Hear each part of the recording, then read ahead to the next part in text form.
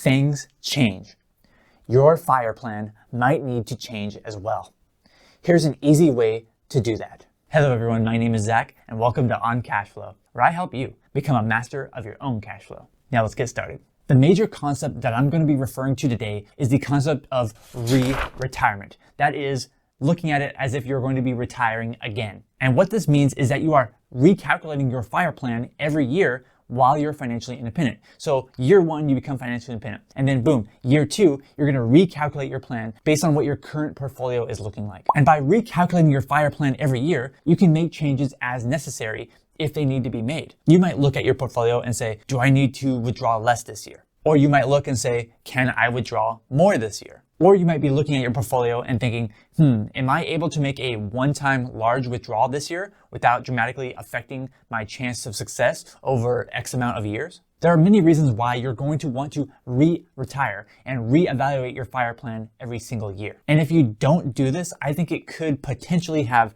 much more dramatic consequences. Now for this video, I'm going to be going over an example of how not re-retiring could end up, being pretty bad for you. But I do have another video where I go over one of the most comprehensive retirement calculators out there that's especially good for early retirement. But more on that later. Let's first talk about how you can actually re-retire every year once you become financially independent. And in order to illustrate this, let's look at a hypothetical example. So for my hypothetical example, I have someone retiring with $1.25 million.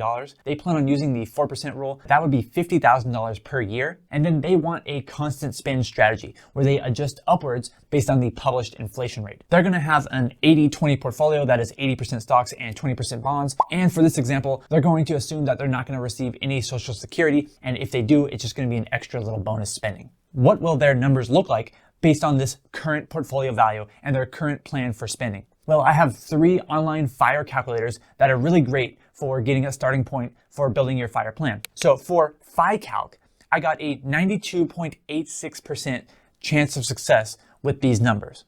For C-FIRE Sim, I got a 91.96% chance of success by inputting these numbers. And then for FIRE Calc, I got an 89.4% chance of success by inputting these numbers. All of these success rates look pretty darn good, right? They're all around 90%. So even if they follow this plan based on their current values, this is what it would look like. However, if they decided to implement re-retirement and run their new numbers 1 year after they retired, let's see what that would look like. So let's fast forward 1 year. 1 year later.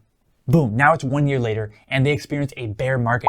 Their portfolio is down 20%. But not only that, they're also experiencing really high levels of inflation. So inflation in that 1 year was 7%. So not only is their portfolio worth less, but now they have to adjust their spending upwards for the CPI. What's it going to look like when we plug these new numbers into these calculators just 1 short year later? Well, if their portfolio dropped by 20%, they will now have $1 million of assets rather than $1.25 million. And if they need to increase their spending by 7%, then that $50,000 is going to go up by $3,500. So they'll have to withdraw $53,500. They now have 39 years left in their retirement. They're still planning on adjusting for the CPI and they're using the constant spend strategy. So what does the numbers look like if I plug these into those same calculators given this new scenario here?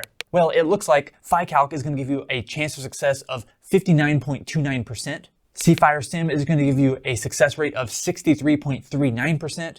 And FIRECalc is going to give you a success rate of 57%. All 3 of those successes are not looking too good, right? We went from the close to 90% to close to 60%. And that's because we ran the scenario again based on their current portfolio value and their current spending requirements. Luckily though, I have some solutions to this problem that I can share with you right now. And the first solution that I want to share with you is hitting the like button on this video. Yeah, believe it or not, hitting the like button on this video is going to help you definitely not run out of money. I don't know how it does it, but it just does it. So make sure you hit the like button if you're enjoying this video so far. Okay, but seriously, some solutions to this problem. The first one is to not blindly follow the CPI adjustment because the CPI adjustment can be pretty misleading, especially if you are actually retired early. Your spending is not going to increase in line exactly with the CPI because the CPI is based on a profile of someone who is probably much different than the lifestyle that you're living. Those CPI averages are going to be based on someone who, works full time, someone who lives in probably a big city. So they have all of these requirements on how they calculate the CPI. And I don't think it's necessarily going to apply to you. I wouldn't blindly follow adjusting my spending upwards based on the CPI. Instead, I would look at my actual baseline spending, such as my fixed expenses expenses and see, are these actually rising, and how does that compare to the CPI? Another solution to this problem is to consider a lower initial withdrawal rate. So in our scenario, we had someone retiring for 40 years, but the original 4% safe withdrawal rule was based on a 30-year retirement period. So someone retiring, let's say at 60 years old and living until 90 years old. But if you're retiring at 50 years old and you're gonna live till 90, then that is a 40-year time period. So the longer time period, most likely the lower of an initial withdrawal rate you're probably going to want to start with. Somewhere between 3 and 4% is probably a pretty good conservative estimate for most people based on historical data. And similar to starting with a lower initial withdrawal rate, one thing you might want to consider is using a percentage of portfolio withdrawal strategy. And what this means is basically adjusting your withdrawal rate based on how your portfolio is performing in any given year. So if your portfolio is down by 20% and your withdrawal rate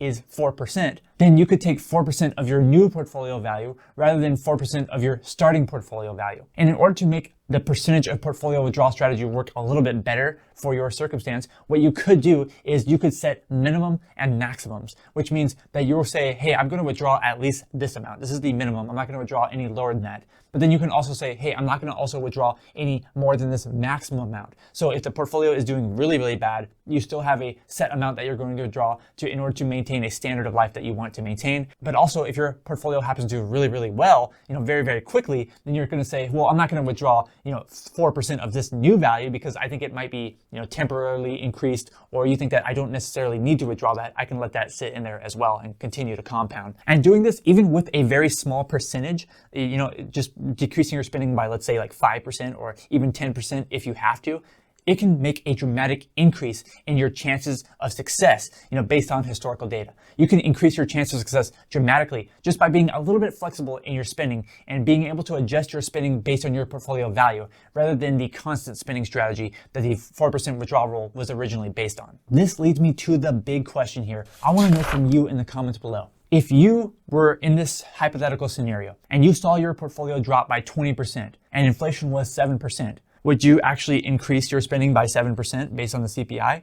Probably not. But I really do want to hear from you in the comments below. What do you think about re-retirement and recalculating your FIRE plan every single year? And now I do have one more thing that is really important to note here, and that is there's a big problem with the example that I presented to you in the beginning. And the big problem is that those 3 FIRE calculators, while they are really great and awesome that they're free and we can use that to build our FIRE plans, they are not that comprehensive, right? They are just kind of good for a starting point or getting a general idea of how our financial independence is going to go, how much we're going to need as our FIRE number and all this kind of stuff. But these 3 free FIRE calculators don't necessarily account for the complexities of life. If you're getting really serious about your FIRE plan, then you might want to use a little more of a complex calculator. And that's why I do have another video where I went through a nice example using one of the most advanced early retirement calculators online. So that video is going to pop up right on the screen, right after I get off the screen. I highly recommend you watch that video. Thank you so much for watching this video. I'm Zach from uncashflow.com, and I hope to see you next time. So what happens to do really, make this record. Move my neck.